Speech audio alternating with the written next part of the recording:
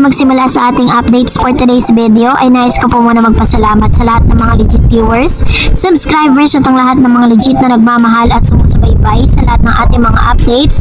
Maraming salamat po sa inyong panonood. At ngayong araw, let's talk about this one dahil meron na naman pong another guy na nagbigay ng kanyang saloobin or isa sa mga nabanggit niya, no? Ito pong lalaking ito na in-interview po siya and somebody asked them kung sino po yung gusto niya na makasama, celebrity na sobrang gusto niyang makatrabaho. At dahil po dito ay narito po yung kanyang interview. Let's watch. Celebrity, kasi Catherine Bernardo na. Catherine Bernardo. Catch ka talaga na. Siya po si Mr. Sandro Gonzales. Sa kanyang IG, meron po siyang 118,000 followers at isa po siyang real estate associate and fitness coach and financial advisor. So, nung tinanong po siya kung sino po yung gusto niya at crush niyang celebrity, ang nasagot niya is si Miss Catherine Bernardo. Dati pa po talaga, ina-eye niya na si Miss Catherine as one of his crush dahil sa bukod po sa pagiging maganda nito, of course, may talent po talaga si Miss Catherine Bernardo. At di nyo mapapansin, di ba, pag may mga baguang artista, kapag po may mga chance po sila to choose, yung mga choices po nila, lagi pong number 1 si Miss Catherine Bernardo. At hindi natin sila masisisi. Dahil every actors po sa Pilipinas ay ninanais na makatrabaho at makasama ang isang Asian superstar na si Miss Catherine Bernardo. So, we cannot question that because everybody's favorite talaga tong si Miss Catherine. Pero syempre, katulad po ng mga nakikita natin, talagang mangyayari at magaganap yung mga bagay na yan. Baka mamaya may magalit na naman kay Sandro. Nagbigay lang naman siya ng saloobin niya at ng kanyang feelings, no? Kung yung kanyang pinakita niya lang kung sino siya. Pero just the same, syempre po kahit marami pong umaaligid kay Miss Catherine Bernardo, wala pong pwedeng mag-decide for her, kundi siya rin. Wala pong pwedeng mas magsabi kung sino po yung dapat niya makasama, kung sino po yung dapat niya sagutin or mahalin, 'di ba? Kasi nakikita ko po kasi sa karakter ni Miss Catherine ngayon, parang ini-enjoy niya yung moments that she's still single at wala pong taong pwedeng dumikta kung ano po yung gusto niyang maramdaman, kung ano yung gusto niyang suotin, kung ano po yung gusto niyang gawin at kung saan siya pumunta, nagagawa niya yun. Sabi niya sa kanyang initial interview, kung meron man siyang pinakamagandang nangyayari sa kanya ngayon, yung natutunan niyang mag-travel mag-isa. Yun po yung kanyang sinabi.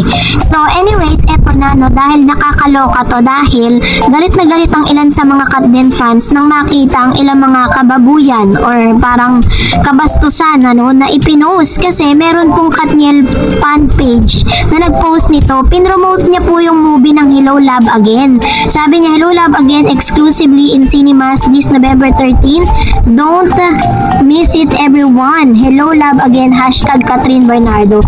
And tinakpan po yung pinakapangalan po ng page. At kung mapapansin niyo sa photos na ginawa, pinost is wala po yung mukha ni Mr. Alden Richards. Binura, tinakpan. So dahil dito, galit po ang ilang mga Katniel fans kasi kumbaga parang bakit po nila kailangan gawin kay Mr. Alden Richards sa mga bagay na ito? Number 1, syempre, tinitignan nila si Alden as threat, no? Doon po sa balikan na magaganap, yung kanilang pangarap na balikan ng Katniel. Kasi talagang malaking threat talaga itong si Mr. Alden Richards doon sa mga pangarap nila na magkaroon pa ulit ng Katniel for the second time around. Pero, yun nga, nagalit ng ilang mga fan dahil bakit daw ginagawa to kay Alden Richards. Pwede naman po nilang i-promote ang Hello Love Again kahit wala po silang takpan dyan. Kasi, kumbaga star po dyan si Mr. Alden Richards Baligta rin kaya natin ang sitwasyon. Kung si Mr. Daniel Padilla naman kaya ang magkaroon ng love team at ang gawin ng Katniel ay takpan ang mukha ng kalab team naman. No? Takpan naman ang mukha ng kalab team ni Mr. Daniel Padilla. Ano kaya mararamdaman ng mga Katniel fans? So dapat po sa respetuhan lang. So anyways, anong inyong saloobin patungkol dito, mag-comment lang kayo sa comment section. And for that, narito naman ang ilan sa mga reaction ninyo at mga komento, no? Magre-react lang tayo. Ito po ng isang viewers po natin, kung talagang fans kayo ni Kat, sabi niya, talagang fans kayo ni Kat at Alden, may relasyon sila, romantic o close friends lang sila. Support na lang sa mga projects nila, pero mas masaya ang fans ng Kat din kung magjowa talaga sila, which is very true, 'di ba?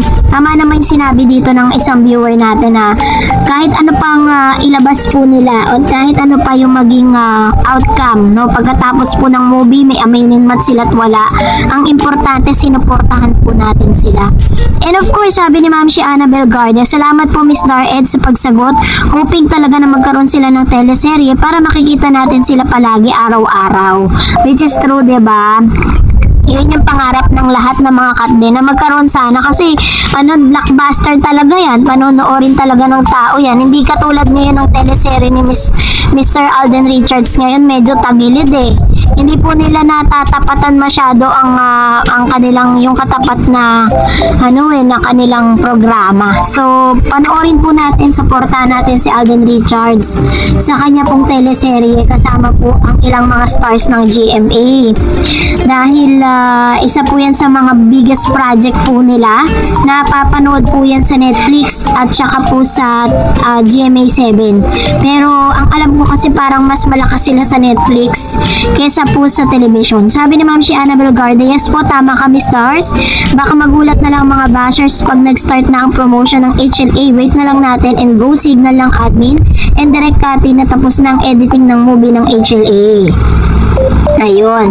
So, ayun nga yung pinakaabangan natin. Huwag tayong, sabi nga ng ilang mga viewers natin, 'di ba? Huwag tayong masyadong mainip. Darating din tayo dyan, gagawa din, or may mga nakaantabay na, may mga ginawa na sila, alam ko po yan. Sabi naman po ni Ma'am si Anastasia, Ma'am Dar, salamat sa palaging pag-update sa Katden. Kaya tahimik ang Katden fans sa bagay, happy sa relationship ng Katden. Ang labas niyan ay sa open ng movie nila. Tameme na naman ang mga bashers, maghihintay na lang sila ng karma.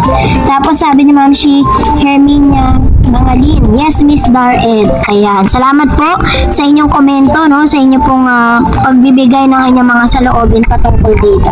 And meron lang po tayong i-correct kasi kanina nasabi ko po na yung nagsabi po na tungkol sa mga source niya, hindi po pala yun si Ambet ng Ambet or si Chaps, mali. Hindi po yun si Chaps na kasama ni Mr. Sikol dito. Salamat po kay Miss Excel Stage na sinabi niya po yan. Ito pala si Chaps na kasama ni Jobert. Ang nagsabi pala na parang may lambingang naganap, si Ambet po ng Marites University. So I stand corrected with that. Thank you po Ma'am si Excel Stage sa pagtatama po, no, dahil para po at least hindi malito yung mga viewers po natin patungkol po dito sa katotohanan ito. Kasi nagdaka lang din kasi ako bakit po magsasalita tong si Chaps. Sinang-ayunan niya si Jobert nung mga time na sinasabing wala daw romantic relationship ang Katden. So, salamat po. And that's it for today. For more videos and updates, please don't forget to like and subscribe. And please don't forget to follow my Facebook page, Dar-Ed's TV. God bless everyone.